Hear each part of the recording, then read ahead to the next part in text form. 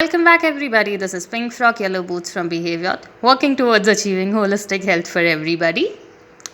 Recently, I've been thinking about anger, and I realize anger is a scapegoat to many expressions. Think of it. What lies in the core of anger? Just define anger. If I take off the behavior, tone, speech, expression of anger, how would you define anger? Stating that there is a saying in psychology that anger is a secondary emotion. That means it is the primary emotions that stir up anger. When I ask you of anger, the expression is what we take into consideration to refer to anger. However, what lies at the core of that expression is a lot more important than the expression itself. Think of the last time that you got angry and find out the reason what made you angry. Was it your boss shouted at you in front of a lot of people? Or a friend made fun of you? Was it anger that was stirred up, or was it embarrassment, shame? If you see through it, you would realize that anger is not something that lies in the core. Anger is something that we use as a facade to hide things, to not acknowledge things, to not express. But how does it affect you? For which we need to know how anger comes. When speaking of anger, as I said, anger is a secondary emotion. That means there are underlying feelings that stir up anger.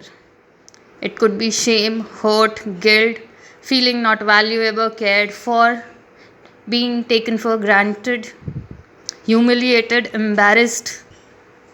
These are feelings that we either take for as something that make us vulnerable, weak, or something that we don't want to acknowledge at all. When such a situation arises, we hang on to anger to run away from it. And with large amount of data available, anger has never led anybody to a healthy, fulfilling result. If not for others, even for self, it is self-harming, self-destructing. Think of anger and tell me, the last time you got angry, what was the reason behind it?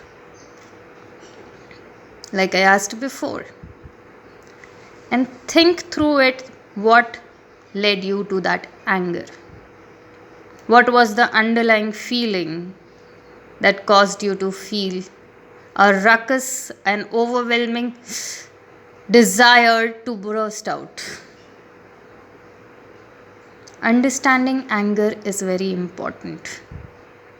We live in an era where anger can be used anywhere, and it would give most of the people a way out of a lot of things they don't want to deal with, they don't want to accept, they don't want to showcase or express. When this happens, is it right to use anger as an outlet or a facade to hide those things? Is there another way to use it? A lot of people come to me and tell me that, we aren't able to control our anger. We don't understand when the anger comes what to do. You don't need to understand anger. You need to understand the underlying reasons behind your anger. Do you feel taken advantage of? Do you feel guilty? Do you feel embarrassed? Do you feel shame? What is it that led to that anger? When you realize the core feeling, it becomes easier to deal with that anger. Anger is a very impulsive outburst that doesn't give you time to think. And that is why most of the time it is said, Count backwards, take your time, do not speak. Technically, what they're asking you to do is take a break, sit with yourself till you are again in a frame of mind to reconsider things and then and act upon them. Speaking of anger again, a lot of people tell me we try a lot to suppress our anger. That again is an unhealthy mechanism. Anger, when spoken of, is the way you express certain things, even if it is overwhelming. When expressing, if you suppress the expression, you are denying yourself a basic necessity. That doesn't mean that you express anger. Here, what I mean is that you express the underlying feeling, the underlying emotion that led to that anger. Suppressing anger is a very unhealthy way to lead yourself into a lot of physical, mental, and emotional distress and illnesses. Next time when you see yourself getting angry, next time when you say you can't control your anger, think it through. What led to that anger? Think it through. How better can you express the feeling that led to that anger? You are in control of yourself and not your anger controlling you. When anger overpowers you, give it a break.